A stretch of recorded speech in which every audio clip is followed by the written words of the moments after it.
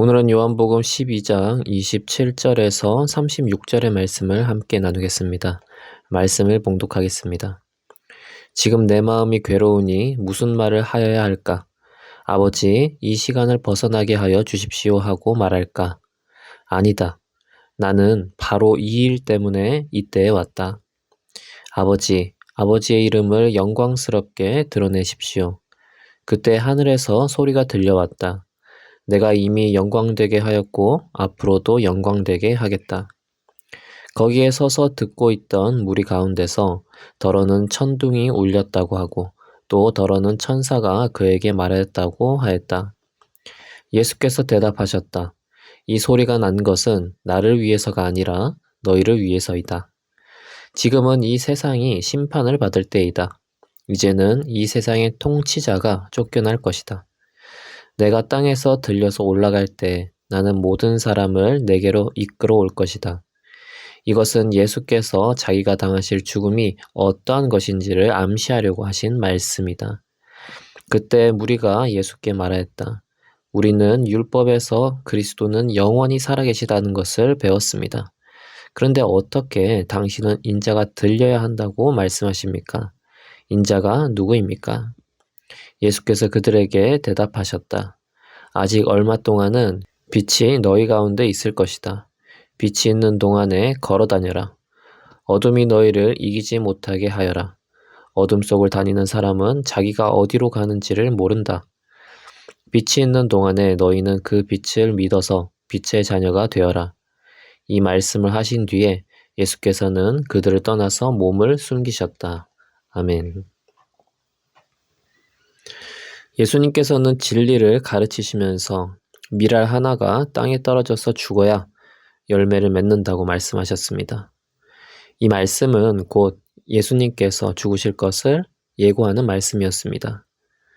그러면 예수님께서는 자신이 죽어야 하는 것을 알고 계셨기에 자신에게 다가오는 죽음을 기쁘게 받아들이셨을까요? 아닙니다.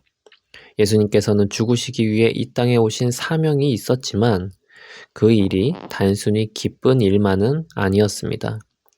왜냐하면 예수님께서는 육신으로 오셨기에 그 일을 감당하기에는 벅찼습니다. 그래서 예수님께서는 마음이 괴롭다고 말씀하셨습니다. 그렇지만 예수님께서는 사명을 감당하는 그 일을 피하려고 하지 않으셨습니다.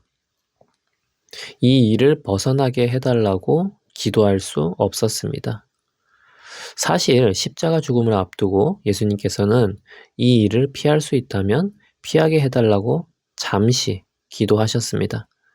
그러나 결국 이 일을 감당할 수 있도록 해달라고 기도하셨습니다. 예수님께서는 오늘의 본문에서도 내가 바로 이 일 때문에 왔다고 말씀하시며 벗어나기보다 이 일을 감당하고 하나님의 이름을 영광되게 드러내게 해달라고 고백하셨습니다. 사실 그리스도인이 예수님을 쫓는다는 것은 부담스러운 일입니다.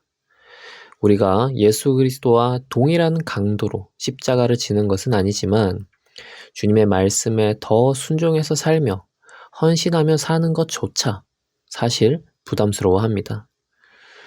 초신자도 자기의 수준에서 더 나아가는 것에 대해서 부담스러워하고 오래 신앙생활을 한 사람도 더 앞으로 나아가야 하는 것에 있어서 부담스러워합니다. 그래서 그와 같은 헌신을 벗어나게 해달라고 많은 사람들이 기도를 합니다. 이것이 사실 현실입니다. 그런데 예수님께서는 비슷한 상황에서 십자가의 길을 갈 것을 결단하십니다. 그 일을 하기 위해 오셨기 때문입니다. 우리도 그리스도인으로서 사는 것, 그리고 믿음의 장성한 분량까지 세워져 가는 것, 이것은 하나님께서 인도하시는 길이며 우리가 가야 할 길입니다. 우리가 피하고 싶은 마음이 들더라도 그리스도인으로서 감당해야 할 부분인 것입니다. 잠시 피했다 하더라도 다시 일어서서 우리는 십자가를 져야 합니다. 예수님이 재림하실 때까지 우리가 짊어져야 할 사명이기 때문입니다. 그러므로 우리는 예수님께서도 괴로우나 십자가의 길을 가신 것처럼 우리도 눈물을 흘리며 괴로워하며 그 길을 따라가는 자가 되어야 하겠습니다. 주님께서 우리와 함께 눈물을 흘리시고 우리의 고통을 공감해 주시니 우리는 그것으로 위로를 얻으며 주님의 뜻대로 나아가는 자가 되어야 하겠습니다. 그리고 예수님께서는 하나님 아버지의 이름을 영광되게 하기 위해 십자가의 길을 가셨습니다. 예수님께서 공생의 사역을 하시며 가장 중요하게 생각한 것은 하나님 아버지의 이름을 영광되게 하는 것이었습니다. 예수님께서 하나님이시지만 자신의 이름을 높이기보다 하나님의 이름을 높여드리는 일에 집중하셨습니다. 그렇기에 예수님께서는 십자가에 죽기까지 하셨습니다.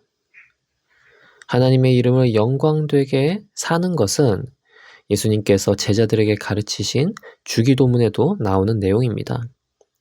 주기도문에는 이름이 거룩히 여김을 받으시옵소서라고 기도를 합니다. 예수님께서 기도를 하며 하나님의 이름이 높여지는 것을 기도하듯이 예수님의 삶에서도 하나님의 이름을 높이는 삶을 사신 것입니다. 성도인 우리는 예수님처럼 하나님의 이름을 영광되게 하는 삶을 살아야 합니다. 육신의 부모가 욕먹는 것을 좋아하는 자식은 없을 것입니다. 마찬가지로 우리가 하나님의 자녀가 되었다는 것은 하나님이 욕을 먹지 않도록 살아야 하는 그런 태도를 우리가 갖춰야 합니다. 물론 우리가 잘하려고 노력해도 우리의 잘못 때문에 때로는 부모가 욕먹을 때가 있습니다. 하나님도 마찬가지로 우리의 부족 때문에 욕먹을 때가 있으십니다.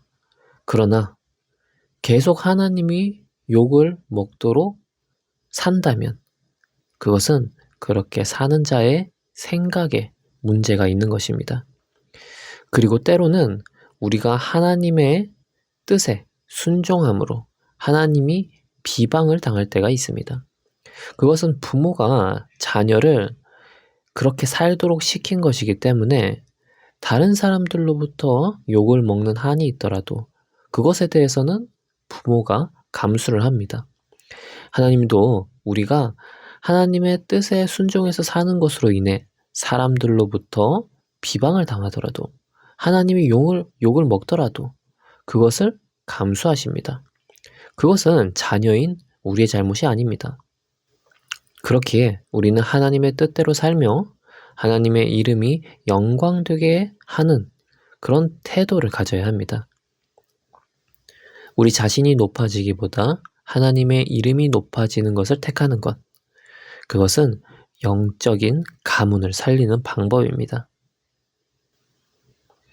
예수님께서는 하나님의 이름을 높이기 위해 십자가의 길을 가겠다고 고백을 했을 때 하늘에서 내가 이미 영광되게 하였고 앞으로도 영광되게 하겠다 하는 하나님의 소리가 났습니다. 이 소리는 하나님께서 예수님의 십자가를 통해서 영광 받으실 것을 말씀하신 것이었습니다. 메시아는 죽어야 한다는 것을 하나님께서 확인시켜 주신 것입니다.